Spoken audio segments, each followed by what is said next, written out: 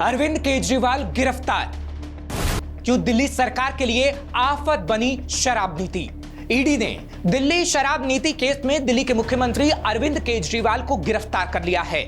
शराब घोटाले मामले में यह सबसे बड़ी गिरफ्तारी है। इस मामले में पूर्व डिप्टी सीएम मनीष सिसोदिया 13 महीने और आप नेता संजय सिंह 6 महीने से जेल के अंदर हैं। ईडी की टीम गुरुवार शाम 7 बजे केजरीवाल के घर 10वां समन और सर्च वारंट लेकर पहुंची थी। जांच एजेंसी ने 2 घंटे तक पूछताछ के बाद रात 9 बजे कार्रवाई की। इस मामले में पूर्व डिप्टी सीएम मनीष सिसोदिया 13 महीने और आप नेता संजय सिंह 6 महीने जेल में हैं। केजरीवाल गिरफ्तार होने वाले पहले सिटिंग सीएम हैं। इससे पहले झारखंड के पूर्व सीएम हेमंत सोरेन को ईडी ने गिरफ्तार किया था। सोरेन ने ईडी की हिरासत में राजभवन जाकर इस्तीफा दे दिया था। इससे पहले गुरुवार को दोपहर 2:30 बजे हाई कोर्ट ने दिल्ली सीएम की गिरफ्तारी पर रोक लगाने वाली याचिका खारिज कर दी थी। केजरीवाल ने कोर्ट से यह भरोसा मांगा था कि अगर वो पूछताछ के लिए ईडी जाते हैं तो उन्हें गिरफ्तार नहीं किया जाए। कोर्ट ने साफ किया कि केजरीवाल को ईडी के सामने पेश होना होगा, उनकी गिरफ्तारी पर रोक नहीं लगेगी। दरअसल शराब नीति केस में केजरीवाल को 9 समन जा चुके थे, लेकिन केजरीवाल ईडी के सामने पेश नहीं हुए।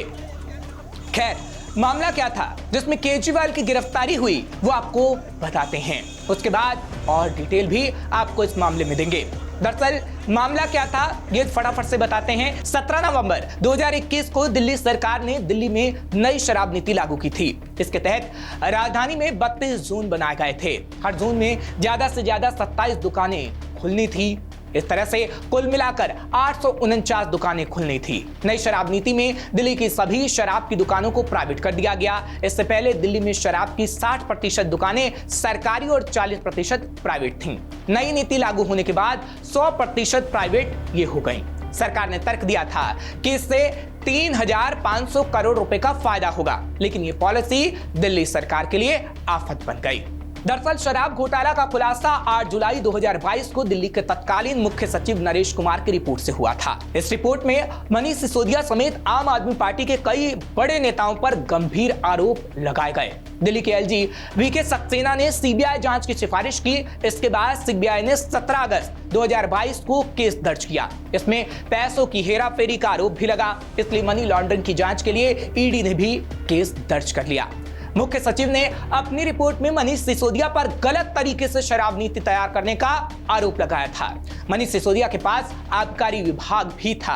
आरोप लगाया गया कि नई नीति के जरिए लाइसेंसधारी शराब कारोबारियों को लाभ पहुंचाया गया, यानी फायदा पहुंचाया गया। दिल्ली सरकार पर आरोप लगा कि सरकार की नई नीति से राजस्व में भारी कमी हुई। पहले जहां 750 ml की एक शराब की बोतल 530 रुपए में मिलती थी, उस बोतल का रिटेल कारोबारी को 33 रुपए 35 पैसे का मुनाफा होता था, जबकि 223 रुपए 89 पैसे उत्पाद कर और 106 रुपए वैट के रूप में सरकार को मिलता था। इस हिसाब से सरकार को हर एक बोतल पर 329 रुपए 89 पैसे का फायदा होता था। सरकार की नई नीति आने के बाद 750 ml की बोतल का दाम 530 रुपए से बढ़ाकर 560 रुपए कर दिया गया। इससे रिटेल कारोबारी का मुनाफा 33 रुपए 35 पैसे से बढ़कर सीधे 363 रुपए 27 पैसे पहुंच गया। यानी देखिएगा 33 रुपए से बढ़कर 363 रुपए, यानी रिटेल कारोबारियों को सीधे 10 गुना का फायदा होने लगा।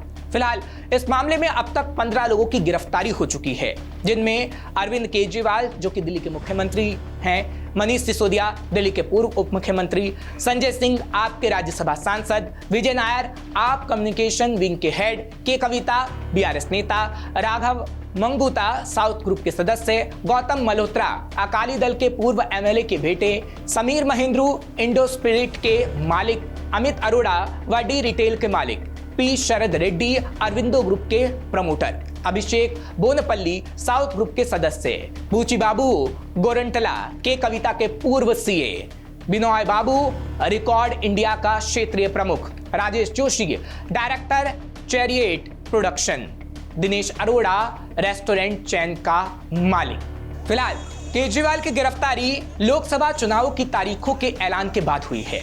वहीं इसमें कोई दो राय नहीं है कि केजरीवाल आम आदमी पार्टी का वो चेहरा है जो उसकी पहचान या उससे भी बढ़कर है।